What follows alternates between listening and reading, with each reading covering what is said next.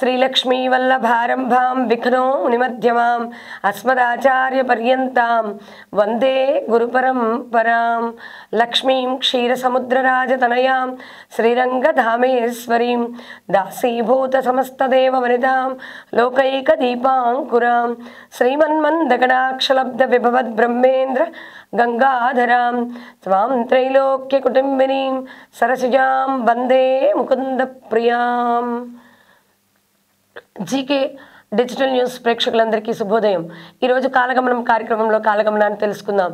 శ్రీ క్రోధినామ సంవత్సరం ఉత్తరాయణం శిశిర ఋతువు ఫాల్గుణ మాసం కృష్ణపక్షం శుక్రవారం తిథి చతుర్దశి రాత్రి 7:56 వరకు।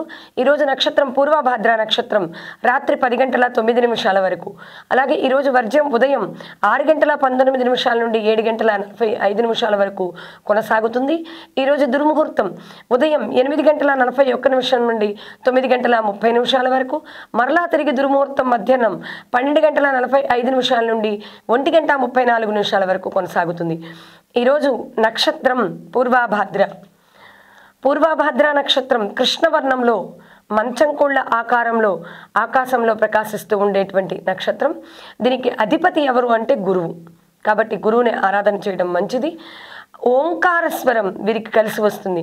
ఓం అనేటువంటి దాంతో ఏదైనా మంత్రాన్ని జపించుకోవడం మంచిది। తూర్పుకి ప్రయాణం చేయడం చాలా ఉత్తమమైన ఫలితాలను ఇస్తుంది। తండులం భక్షయత్ బయటికి వెళ్ళేటప్పుడు తండులాల్ని స్వీకరించి వెళ్ళడం మంచిది। వీరికి కలిసి వచ్చేటువంటి వృక్షం బూరుగ వృక్షం।